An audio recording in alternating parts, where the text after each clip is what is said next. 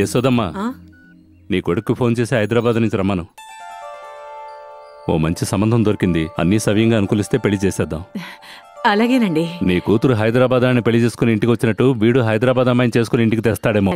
అబ్బాయి అలా చేయడండి. అదే నేను కోరుకునేది.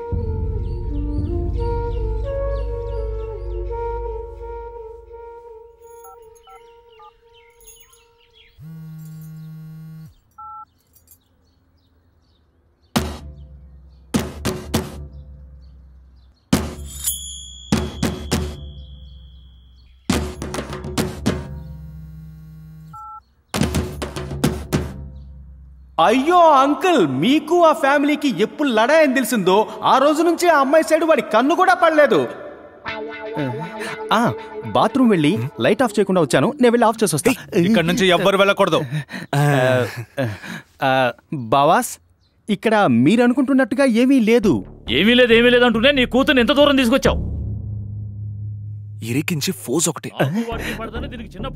నేను ఇరికించానా? నేను తప్పు చేశానా? నువ్వే కదరా నన్ను రూట్లో తీసుకెళ్ళింది. చేయాల్సిందంతా చేసి తలంచు కూర్చుంటే సరిపోదు. ఏంట్రా మీ బావ ఉషి ఉషి అని పాము భాషలో మాట్లాడుతున్నాడు?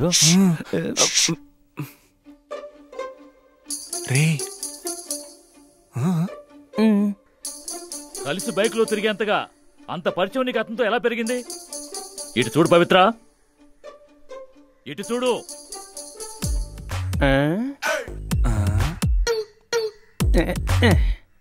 మామూలుగా అత్తగారులే నక్కి నక్కి వింటారు, ఇక్కడేంటి మీ బావగారు నక్కి వింటున్నారు?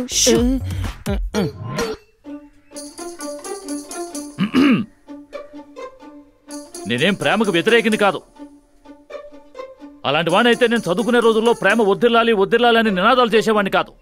వీధిని పోయే ఓ కుక్కను చూపించి, నాన్న నాకు అది నచ్చింది చేసుకుంటానని చెప్పు. నేనెంత కష్టపడైనా ఆ కుక్కను మనిషిని చేసి నీకు ఇచ్చి పెళ్లి చేస్తాను. అంతేగాని ఎదురింటి కుక్క బావమరిది నచ్చాడని మాత్రం చెప్పొద్దు. అందుకు నేను సుతరాము ఒప్పుకోను. వారికి నాకు ఏమన్నా నిన్న మొన్నటి పగ, 20 ఏళ్ల పగ వెంటనే చల్లారుతుందా? నేను బతుకున్నంత వరకు చల్లారదు. ఒకవేళ నా ప్రమేయం లేకుండా ఏమైనా చేద్దామనుకుంటున్నావా? అబ్బే, అలాంటిదేం లేదండి. ఇలా చూడు, అలాంటిదేమన్నా ఉన్నా దానికి నేను ఒప్పుకోను. బావాస్, దోశ పెన మీద నీళ్లు జల్లినట్టు ఊరికే ఉస్సు ఉస్సు అనకండే. యాక్చువల్గా ఈ ఫ్యామిలీకి ఆ ఫ్యామిలీకి మధ్య గొడవ ఏంటి? అది మా నాన్నగారిని అడగాలి. ఇంతోటి కథ తెలుసుకోవడానికి నేను మీ నాన్న దగ్గరికి వెళ్ళాలా? మీరు చెప్పకూడదా, నేను వినకూడదా? అదంతా నాకు తెలియదు. మా నాన్నకి ఆయనకి మధ్య గొడవ. ఆ గొడవే చెప్పండి బావాస్. అన్నదమ్ముల మధ్య అనేక ఉంటాయి.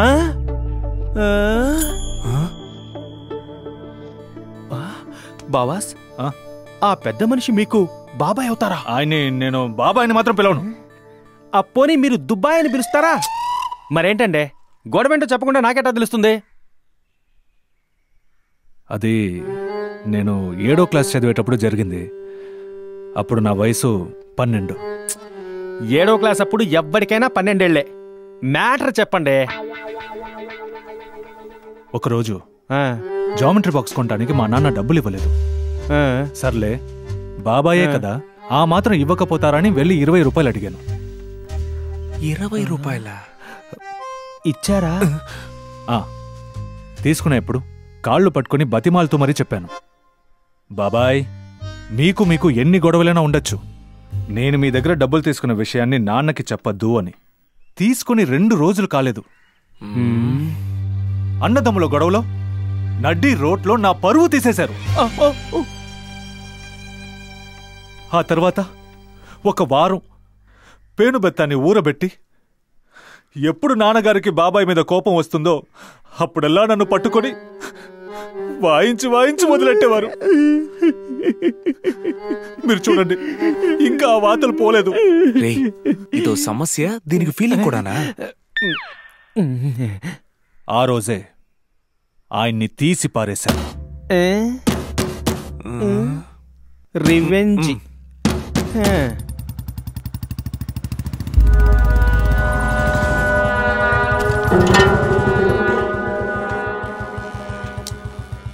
ఇద్దరు మాట్లాడుకునేలా చేయాలి. చెప్పండి. మా అత్తగారు ఊర్లో మా పెద్ద మామగారు ఒకరున్నారు. వారిని పిలిచి మాట్లాడిచ్చామనుకో ఇద్దరు రాజీ పడిపోతారు. జామెంట్రీ బాక్స్ గొడవకి జడ్జి అవసరం అంటారా? ఈ సప్పిడి మ్యాటర్కి పంచాయతీ పెట్టి అది ఊరు గొడవై ఊరంతా నాశనం అవడానికా? మోహన, అన్నిటికీ వంకలు పెడతావు కానీ ఒక్క సలహా కూడా ఇవ్వ. అనుకున్నా. ఏం పవిత్ర, మీ అమ్మగారు ఇచ్చిన ఐడియా వర్కౌట్ అయ్యేలా అనిపిస్తోంది. మనం ట్రై చేసి చూద్దామా?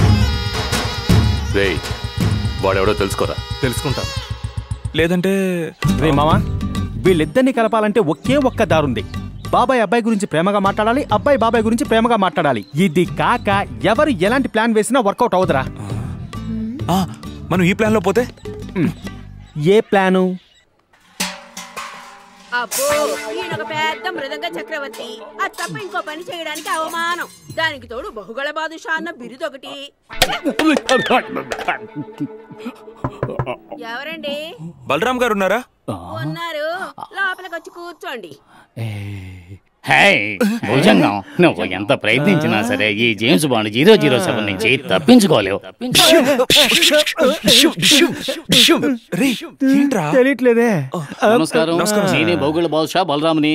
ఏంటలా భయంగా చూస్తున్నారు? ఏలా ఆంధ్ర జేమ్స్ బాండ్ కృష్ణ గారి వాయిస్ డీటెయిల్స్ లో వినిపిస్తోంది. హోమ్ థియేటర్ కనిపించడం లేదంటా అని. అదా, నేనే రూమ్ లో మిమిక్రీ చేశాను.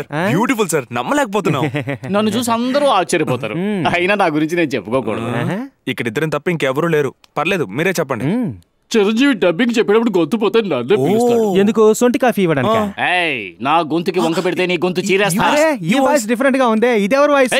ఇది నా వాయిస్ అయ్యా, నా వాయిస్. నువ్వు ఉండరా సార్, మీ గొంతుతో విడిపోయిన 2 కుటుంబాలని కలపాలి సార్. సరే, యాక్టర్ వాయిస్ అయితే ఈజీగా పెట్టేస్తాను. ఇదేమో కొత్త వాయిస్ అంటున్నారు. వాళ్ళతో కనీసం 1 అవర్ మాట్లాడాలి. 1 అవరా? వాళ్ళతో 5 నిమిషాలు కూడా మాట్లాడలేరు. భయంకరమైన మొండి ముదులు. 1 నిమిషం. అందుకే వాళ్ళ గొంతులు రికార్డ్ చేసి తీసుకొచ్చాం. ఈ సీడీలో ఉన్నాయి, చక్కగా విని ప్రాక్టీస్ చేయండి. వస్తాం సార్. ఓకే. బ్రదర్స్ బాగా అడ్వాన్స్ గా ఉన్నారు. చాలా సంతోషం అండి.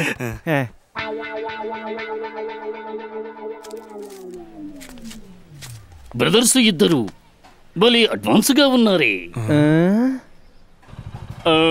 బ్రదర్స్ ఇద్దరు కూడా కొంచెం అడ్వాన్స్ గానే ఉన్నారు.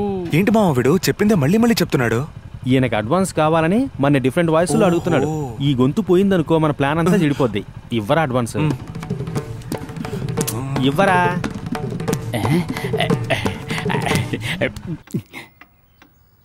ఇలా చూడు, ఇదే నీకు ఆఖరిసారిగా చెప్తున్నారు. ఇంకోసారి జయప్రకాష్ గురించి తప్పుగా మాట్లాడావో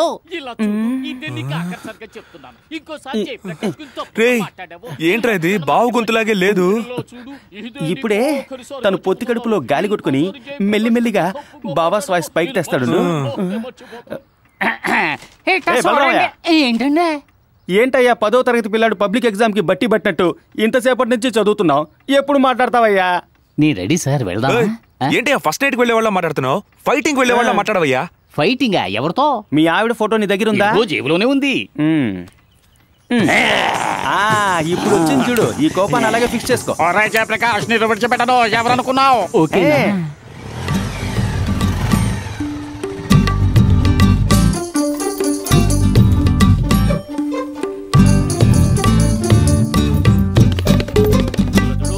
ఇదే చివరిసారి.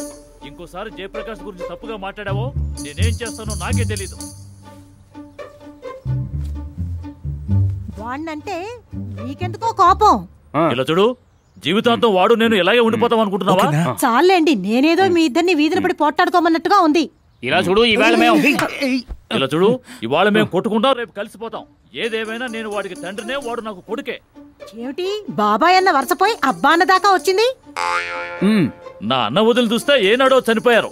ఇక వాడుకున్న దిక్కు నేనే కదా, నాకున్న దిక్కు వాడే. రేపు పవిత్రని ఏ చేతిలోనో పెట్టాక నాకంటూ ఎవరున్నారు? ఆఖరి దశలో చూడాల్సింది వాడే కదా. ఇంత ప్రేమ దాచుకొని ఇద్దరు వీధిన పడి అంత నీచంగా గొడవ పడ్డం దేనికో? మేం గొడవ పడ్డంత మాత్రాన అందరూ కలిసి వాడిని తిడతారా మీరు?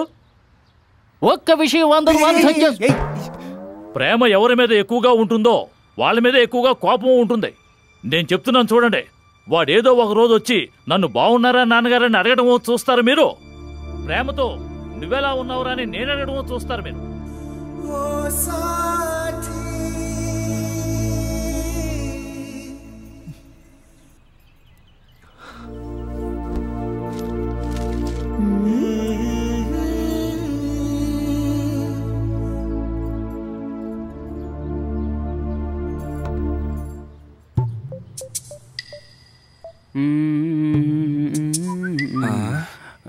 రే మావా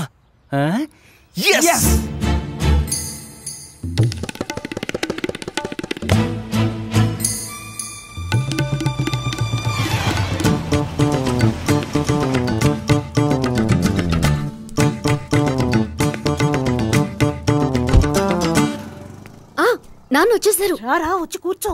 మావా నా పెళ్ళప్పటి నుంచి చూస్తున్నా మిమ్మల్ని. ఒక్కరోజైనా సంతోషంగా మాట్లాడారా? మీది మీ బాబాయ్ది ఒకే నక్షత్రం అనుకుంటా. మొహాలు మాడిపోయిన గారెల్లా పెట్టుకుంటారు. ఏయ్, నా గురించి నువ్వు ఏమైనా మాట్లాడు. మా బాబాయ్ గురించి తప్పుగా మాట్లాడావో ఒక్క క్షణం కూడా ఇంట్లో ఉండవు. ఏ మీరు ఆయన తప్పుగా మాట్లాడొచ్చు గాని నేను మాట్లాడకూడదా? నేను మాట్లాడతానే, రోజుకి 1000 సార్లు మాట్లాడతాను. కానీ వారి గురించి నువ్వు మాట్లాడడానికి నీకు ఏ హక్కు లేదు. ఎంతమంది ఎన్ని అనుకున్నా ఆయన నాకు నాన్నగారు, నీకు మావగారు. అది మర్చిపోకు. ఇంటి దగ్గర ఇద్దరు ఎంత గొడవ పడ్డా వీధిలో ఎలా ఉంటామో తెలుసా? వారికి ఎదురుగా ఇంతవరకు తల పైకెత్తి నడవలేదు. దాని పేరే రక్త సంబంధం. హలో పవిత్ర, వర్కౌట్ అయ్యేలాగే ఉంది. ఏంటి లైవ్ రిలే చెప్తున్నావా? ఎందుకు వీడియో తీసి యూట్యూబ్ లో పంపించొచ్చుగా. మీ బావతో పెద్ద వాయిస్ అని దాన్ని కాపీ కొట్టి ప్రాణం పోయడానికి అక్కడ కూడా మిమిక్రీ చేస్తా ఉంటే నువ్వు ఇక్కడ లవ్ చేస్తున్నావట్రా? ఏ అంత ప్రేమ ఉన్నవారు వెళ్ళి ఆయనతోనే మాట్లాడొచ్చుగా. ఇప్పుడు నా నోరు మూయించడానికి నోటికొచ్చినట్టు మాట్లాడకండి. ఏయ్, ఏదో ఒక రోజు వారు నన్ను బాబు అని పిలవకపోతారా? నేను వారిని నాన్న అని పిలవకపోతానా?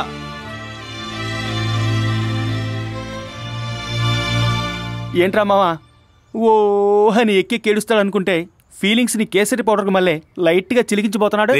ఎక్కి ఏడవడానికి ఆయన ఏమన్నా ఆడపిల్ల? మగాడ్రా, బాత్రూమ్ లోకి వెళ్ళి ఏకాంతంగా ఏడుస్తాడు. వర్కౌట్ అవుద్దంటావా?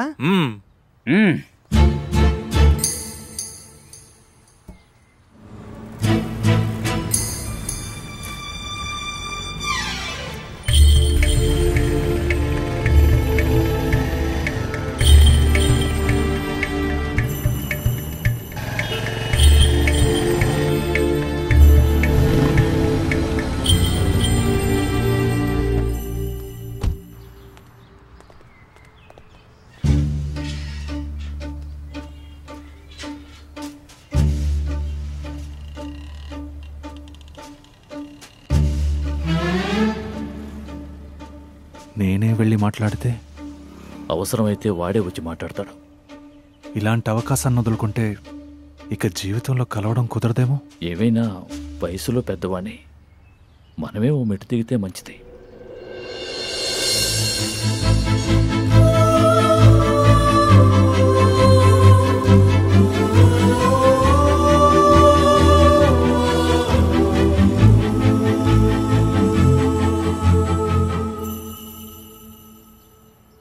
నన్ను క్షమించండి నాన్న. లేదురా, నాదే తప్పు. కలిసి ఉంటే కలదు సుఖం, వేరుబడితే తీరని దుఃఖం. చెడు బాధలు విన్నారంటే ఎవరికైనా తప్పదు కష్టం. కలిసి ఉంటే కలదు సుఖం, వేరుబడితే తీరని దుఃఖం. బాగున్నారా నాన్న? నువ్వు బాగుందాక ఇక ఒకటే జాలి. ఈ ఇంటి నుంచి ఆ ఇంటికి పులుసు పోతుంది, ఆ ఇంటి నుంచి ఇంటికి రసం వస్తుంది. All happies. మరో ముఖ్యమైన విషయం, మీ ఆయన కళ్ళ ముందు జామెట్రీ బాక్స్, పెన్సిల్, బల్బ్ ఇలాంటివి ఏమి ఉంచొద్దు. మళ్ళీ గొడవ పడ్డారంటే కలపడం మహా కష్టం. ఏమంటావు మావా? వాళ్ళు నడి రోడ్డులో కౌగిలించుకుంటున్నారు, వీళ్ళు కళ్ళతో కౌగిలించుకుంటున్నారు. కౌగిలింతల కుటుంబం. మనుషుల్లో ఉండే నేను అనే అహం మాత్రం నశిస్తే మనుషులు మహనీయులవుతారు. కలిసి జీవించడంలో ఉన్న ఆనందమే వేరు.